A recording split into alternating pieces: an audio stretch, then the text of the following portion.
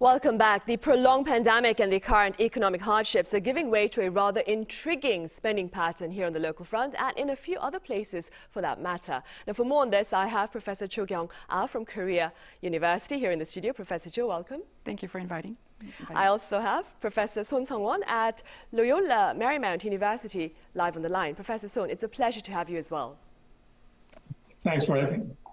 Professor Cho, let's start here on the local front then. Perhaps we could start with some possible reasons behind these two contrasting consumption trends. How first do you explain the excessive expenditure here on the local front? Yes, I think that personally it makes a lot of sense that consumers at large, we, myself included, we have been held back from our normalcy. We couldn't travel, we couldn't even go out the door without certain measures. We couldn't even see our own family members. Couldn't eat out. So I think this severe sense of deprivation it's likely going to rebound into these reaction towards the other opposite end. So I think in that regards it makes sense. From a more academic perspective, I think one could also make a guess about why this is happening. There is this terror management theory in the academic research. More specifically, it's called mortality salience, and where it was found very robustly that when we are made to be aware of this possibility of dying, and I think that's definitely the case in the past 2.5 years with death counts and COVID-19 fatalities, the research finds that people are driven to prefer luxuries, that they're driven to prefer indulgences. And this definitely is being played out as we speak, not only in Korea, but globally. I'm sure Professor Sohn would mention that as well, right? And staying with that, then, Professor Sohn, is this trend of thriftless spending, so to speak, also visible there in the U.S.? Yes, it is. As Professor Cho correctly pointed out, there is a lot of a pent-up demand. People own cars, they want to go to restaurants and travel. And for various reasons, they have not been able to, and they're trying to. That's one of the reasons. Also, they've got means to support it. In the United States, we have severe labor shortages. As a result, wages are going up very nicely, especially at the low end of the wage spectrum. So people have money to spend. The savings have gone up quite a bit. During the pandemic, U.S. government and state governments, they sent a lot of money to the people. And so the savings rate went up. And even though they have declined somewhat, they do have a lot of money to burn. And so they are able and then willing to spend the money, during this time period.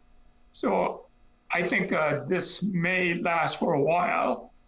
At the same time, we have to differentiate between rich people and poor people because not everyone is in the same boat. Of course, that's a valid point there.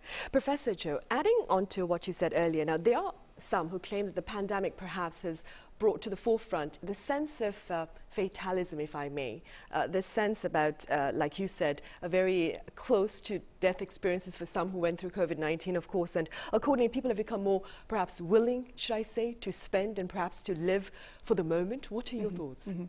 So I think definitely the pandemic has kind of put people in that state of mind. I think that, Sonny, your point is well taken. In particular, the MZ generation, where we find a lot of these new trends with YOLO, what is it, you live only once. There's also, I think in Korean terms, minimalism that has really taken hold not only here in Korea. So I think that it's definitely along the lines of that psychological process. However, I think particular to Korea, one of the aspect of the psychology behind the MZ generation, for example, is that the past 3 years, the economic conditions, the value of real estate has really skyrocketed. So the sense that, even if I save now, will this make a difference? that type of psychology is likely to be very demotivating for the younger generation to save up for the harder times later. I think that might be more particular to Korea, but also probably elsewhere, applicable elsewhere in the U.S. And again, staying with that then, Professor Sohn, looking ahead, what do you suppose look to be the broader or some of the broader consequences of these carefree consumption patterns there in the U.S., of course, and of course here in South Korea, do you think? Obviously, it cannot last forever. It has to stop or slow down somewhat. We are seeing debt going up more rapidly than it should in Korea, in the United States. For example, mortgage debts, consumer debts, they are probably higher than they should be. What we are doing is we are really borrowing from our future consumption, which means that even though we might be able to spend more today by incurring debt, at some point we will have to deal with the debt. That means our future consumption could be depressed. And in the long run, economic growth could be adversely affected as well. With more debt, that's going to mean that at some point we will see high interest rates, and we're already seeing that. In the long run, we may have to live with a permanently higher interest rate because we will have piled up more debt. Not only the consumers, but also the government and the society in general. So I am somewhat concerned about, rapid increase in debt.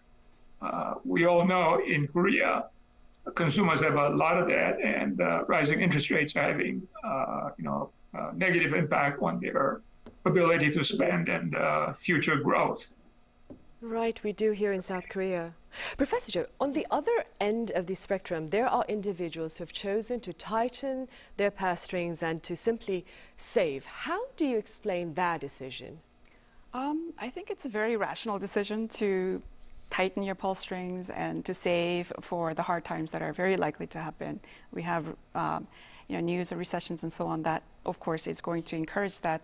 But I think, again, going back to the earlier mention of the MZ generation, I think that the silver lining to this is that maybe it's not so much externally driven, imposed need to save, but it's more about this internally guided, value-driven decision to not want the excess.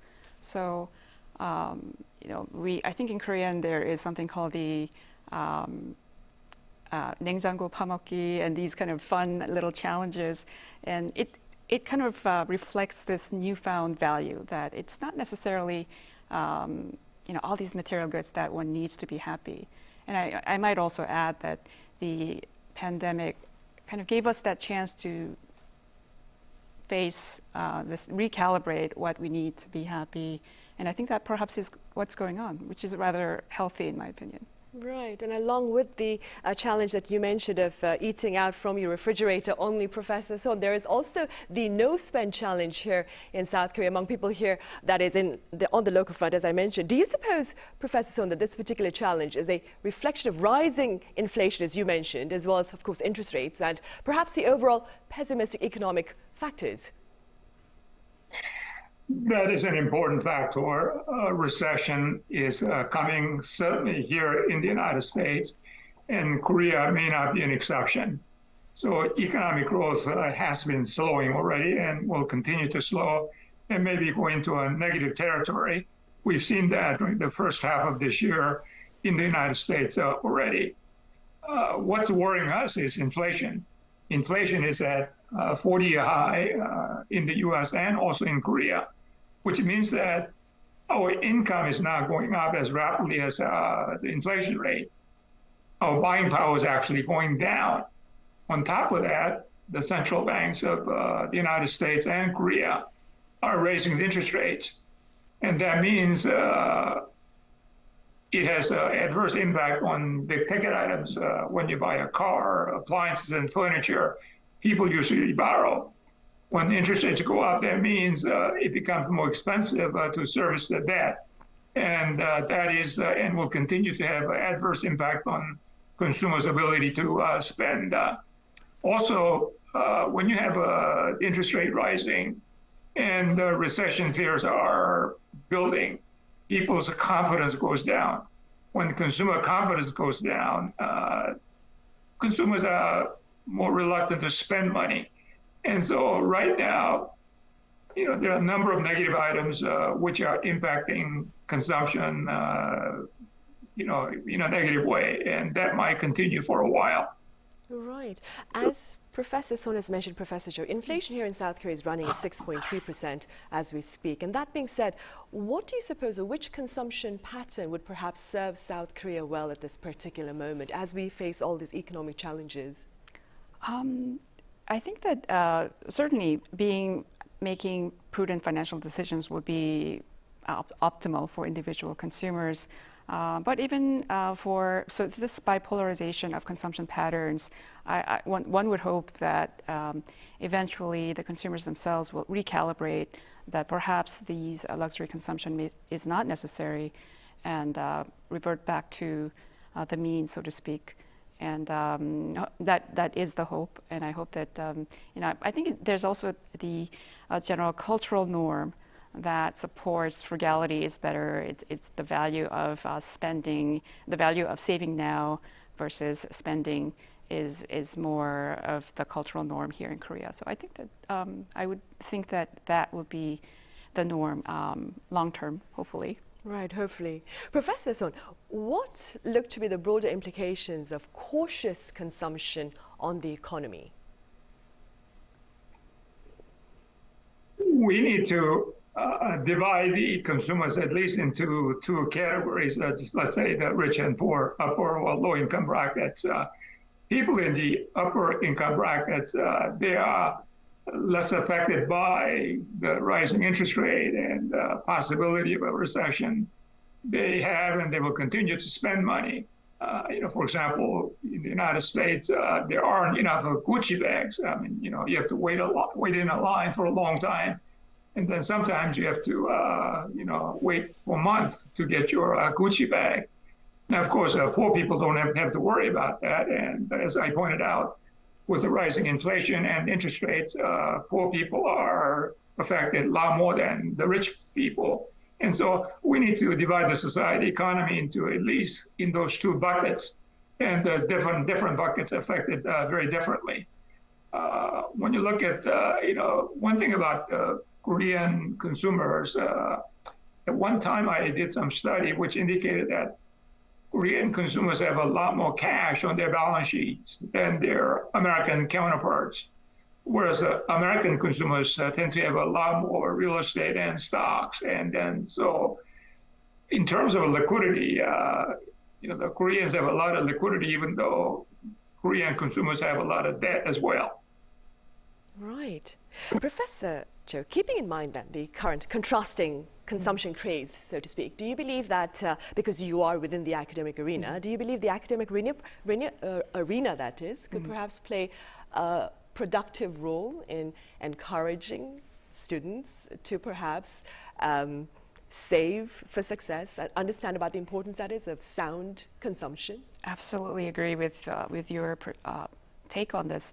I think that there's a lot of useful insight that can be unearthed from the academic finding that is applicable in real life and to our context. And in particular, for example, with respect to going back to our discussion about luxury versus frugality, there's research that on happiness by the psychology researchers that show that individuals are notoriously inaccurate in understanding what would make them happy. They tend to misforecast what would make them well, or what would really make them happy. So oftentimes these misguided purchases, like the Gucci bag that Professor Sohn mentioned, or the Rolex watches, if we can better inform the consumers about this likelihood of making a mistake about not really knowing what is going to make us happy, I think raising that awareness may actually help the consumers make better decisions and hopefully in the long run make them increase happiness and well-being. Right, we'll keep our fingers crossed for that. And Professor, if I may just, of course, yes. If I may add to that, this is an interesting discussion. one of the relatively new fields in economics is called behavioral economics. And in economics, we tend to say 2 plus 2 is 4, but obviously that is not always the case. We behave a lot of times irrationally based on economic theory. And there is a good explanation as to why we do things the way we do, and that is called behavioral economics, which is a very interesting field. But of course, we don't have time to get into that tonight. But at some point, it would be interesting to see how people behave based on behavioral economic trends. Right. And Professor Cho, I was wondering, the older Korean generation believe that it's important to save for the future, like you said, to make wise decisions right now so that you have more cash at your disposal, that is, when you're older. The younger Korean generations perhaps are more interested in spending money, well, in their case, sometimes wisely, taking up sports such as tennis or golf, whatever have you, to make sure that that moment is well lived. What do you believe is important? Seeking a balance, or perhaps steering onto one side? I think it probably has to reflect the individuals, the heterogeneity that's involved in individual preferences. So what really makes one happy has to kind of have an outlet that fits that individual. But I think in general, since you mentioned the younger generation, the MZs, I think what is very particular about this generation is that they're so well connected. They grew up in an environment where the internet was the norm. So now we have the social media. And so I think in that regards, in some ways, kind of sharing with others what one has becomes a bit of more of a salient factor that perhaps explains the flex culture or the desire to make acquisitions of these products. But hopefully, I think the individuals really have to be given that benefit of doubt that they'll eventually adopt a more prudent consumption habits. Right.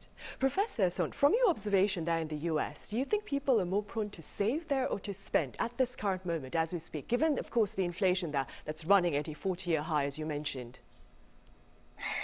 Given the economic conditions we are seeing for a while, it will be more difficult to save. So I would expect the savings rate to go down. But, we talked about the high cost of housing, and that certainly is true in Korea as well as in the United States. In my generation, one of our economic goals in our life was to buy a house, and I was able to do that. But when you talk to young people, they say, houses are so expensive, I will never be able to buy them. As a result, I don't really need to save to buy a house. I'm going to enjoy myself, and that is what is happening. So the older generation depressed consumption and saved money to buy a house. Many people in the younger generation, they're saying, that is not a possibility. I'm going to enjoy myself and then spend the money. I don't need to save because I will never be able to buy a house. Right, a very pessimistic thought, of course. And staying with that, Professor Cho, I understand this is going to be a very difficult question. Is there a way that the government perhaps could work to ensure that the younger generation are able to afford, purchase, that is, affordable houses in the future then? I definitely think that there's a lot that the policymakers can do to kind of increase this perception or improve the perception that it can be done. Now, that's not something that I can speak very knowledgeably about, but I think from a psychological perspective, this feeling that I can do it, this is essential for motivation to be there for them to really reflect it in their purchase decisions, savings decisions. So I do wonder what else can be done above and beyond what is being done. Right, and of course instill a sense of optimism, as you mentioned. Professor Sohn, back in the US, you mentioned inflation earlier, and there are fears that further raising interest rates there by the US Federal Reserve, of course, would risk recession, which some claim is already in process there. What are your thoughts on this? I think we are already in a recession. Of course, we will now know about that until well after the fact, but we've already seen GDP declining during the first 2 quarters. Of course, that is a kind of a rule of thumb. But a year from now, I'm confident that we will say the economy was in recession. sometime beginning in 2022. When interest rates are going up as rapidly, and inflation is not going to go down anytime soon, which means that we will have to live with high inflation and high interest rates for a while. And that is going to keep the economy in probably low growth trajectory and low economic growth pattern for a while. So unfortunately, we're going to have to live with inflation. And, the main reason why we are into a recession is because government spent too much money and printed too much money. And at the same time, of course, we had a pandemic. As a result, we had the supply side shortages. And so it's a combination of many things, which is getting us into an economic recession, which is painful. Right, a host of factors, of course, as you mentioned. All right, Professor Sohn, thank you so much for taking my impromptu questions and for your time today. And Professor Cho here in the studio, thank you very much for your insights. Thank you very much.